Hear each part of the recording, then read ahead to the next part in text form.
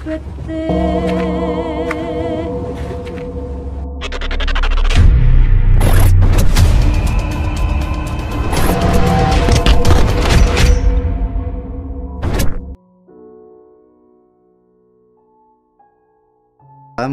warahmatullahi wabarakatuh. Alhamdulillahilladzi anzala sakinatan fi qulubil mu'minin. Asyhadu an la ilaha illallah al-malikul haqqul mubin wa asyhadu anna Muhammadar Rasulullah shadiqul wa'dil amin.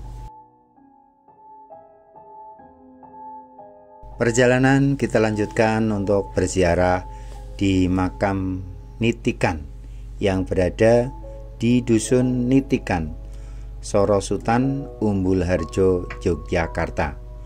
Makam ini berada di belakang Masjid Sultaniyah Nitikan.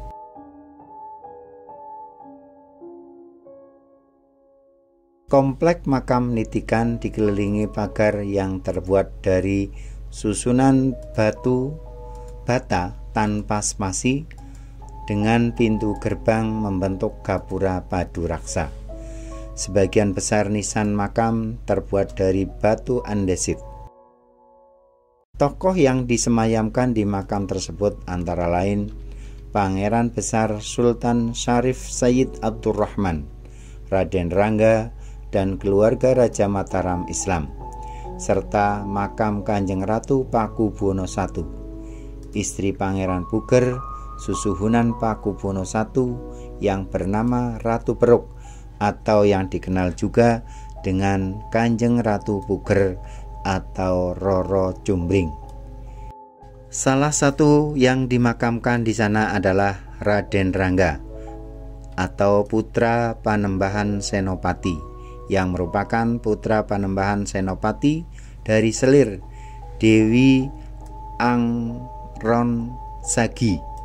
Tidak ada sumber yang menyatakan dengan pasti kapan Raden Rangga meninggal. Di sekitar makam Raden Rangga tidak ada petunjuk ataupun prasastinya yang menyatakan tahun kematiannya.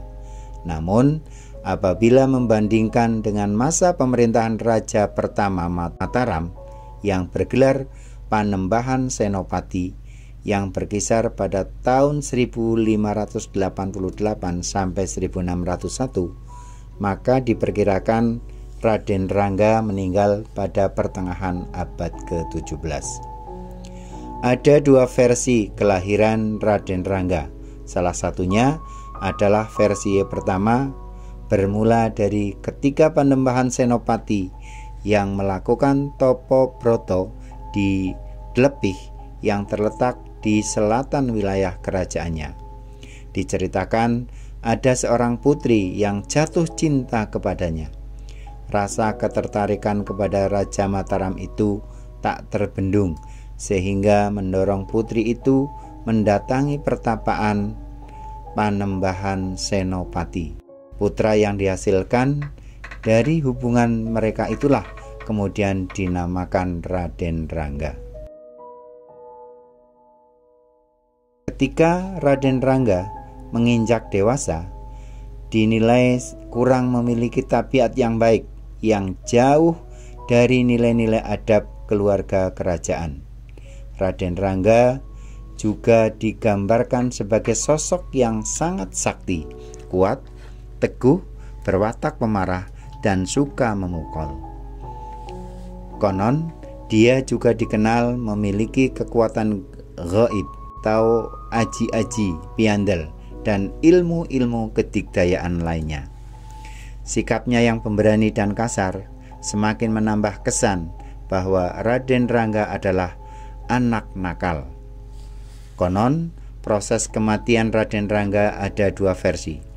Pertama, ketika berada di rumahnya yang sekarang Kampung Sidikan, Utara Nitikan, Raden Rangga ditangkap oleh prajurit Mataram. Setelah ditangkap, kemudian dibawa ke arah selatan dan diikat di pinggir Tegalan. Saat ini lokasinya dibangun Masjid An-Nasir di Tegal Sari. Peristiwa diikatnya atau ditaleni Raden Rangga di tempat itu yang kemudian diberi nama Nalen. Diikatnya Raden Rangga itu juga memunculkan istilah sawer yang berarti ikat. Raden Rangga oleh masyarakat Nitikan juga dikenal dengan Raden Rangga Sawer. Setelah Raden Rangga dihabisi nyawanya oleh Ki Juru Mertani dengan ditusuk atau disorok dengan pusaka yang sepanas api.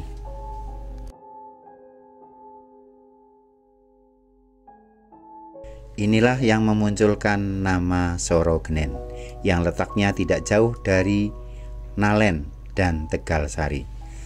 Setelah meninggal, Raden Rangga dimakamkan di daerah pedalaman selatan dari tempat terbunuhnya. Tempat pemakamannya di tengah hutan kecil dan bersemak belukar. Beberapa waktu setelah meninggalnya Raden Rangga, kegundahan melanda Panembahan Senopati. Dia sadar bagaimanapun Raden Rangga merupakan bagian dari kerajaan Mataram. Kegelisahan itulah yang menggerakkan hati Senopati untuk mencari makam keturunannya itu.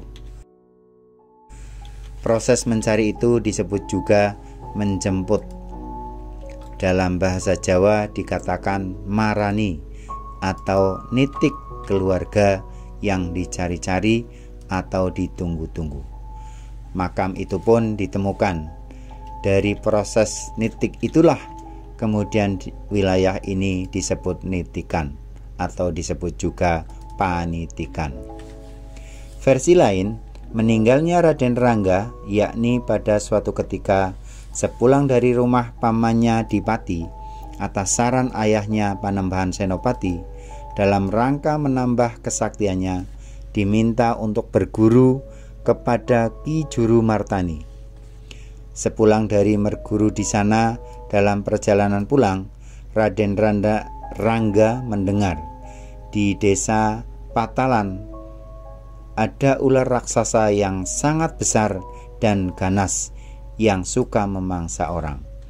Mengetahui hal itu, Raden Rangga mendatangi desa itu dan menantang ular itu untuk bertarung. Sempat dibelit dan dipatok. Akhirnya ular itu berhasil ditaklukkan. Sepulangnya di kerajaan Mataram, Raden Rangga jatuh sakit dan meninggal dunia. Wallahu a'lam.